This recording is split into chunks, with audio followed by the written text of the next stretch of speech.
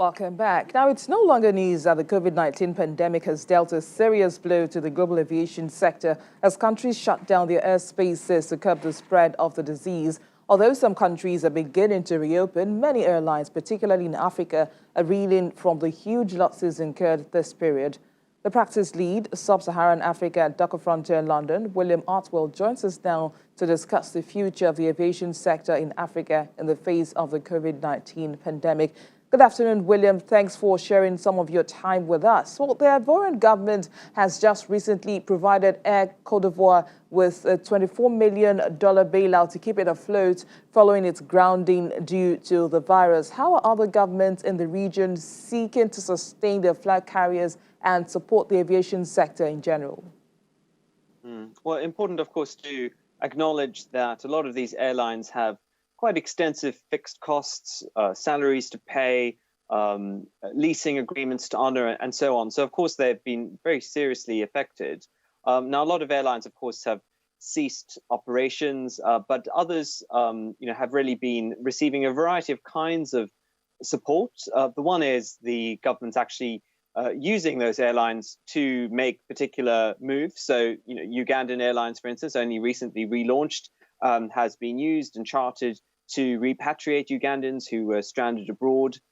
Kenya Airways, probably the most high profile of the big bailout moves. So there, the airline is actually being in the process of being renationalized.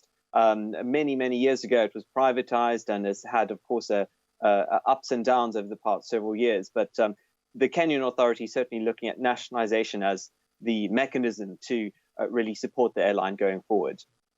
One of the big questions left unanswered following the South African budget last week was around funding to relaunch SAA, the South African Airlines. What are your expectations for the South African flag carrier?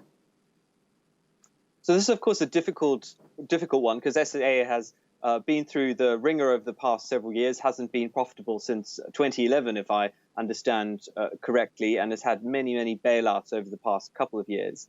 But now talks between the unions, creditors, the people managing the restructuring of the airline, they're really at a very difficult point right now, and the government is not keen to continue pouring money into this failing enterprise. So what we really expect is that eventually a new airline will come out of the process, probably a slimmed down offering. But of course, there are very difficult discussions still to have, particularly with the trade unions representing SAA's many thousands of employees. But of course, the omission of another bailout package for the airline in last week's budget speech is really telling that the government is not willing to continue stumping up money unless there's a real recovery and reconstitution plan put in place. So that's really what we're going to be watching out for. Tell us, Will, what are your expectations for the airline industry in West Africa? Of course, we know that some carriers are resuming flights, but there is still much uncertainty about what the future would look like, both in terms of their ability to cover regional and international routes. Yes, that's been a really key topic of conversation in the aviation industry.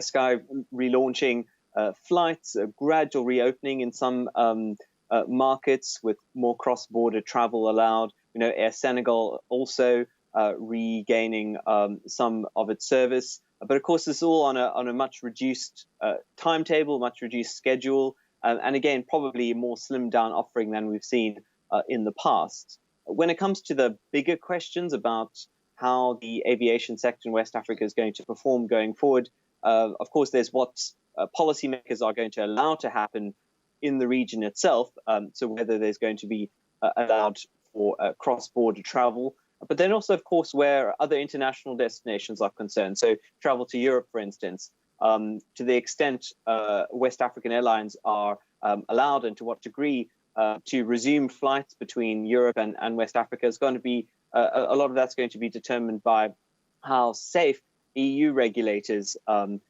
believe travel between the two continents is. And here, of course, comes down to the question of COVID-19 risks. With quite limited testing capacity in many West African countries, I would expect EU authorities to be rather hesitant to allow aviation to ramp up to normal levels again. So I think this is going to take some time, and I wouldn't expect the aviation industry in the region to be back up to normal levels, even before the end of this year. Practice lead Sub-Saharan Africa at Duckerfrontier London, William Atwell. Thanks for speaking with us. Pleasure.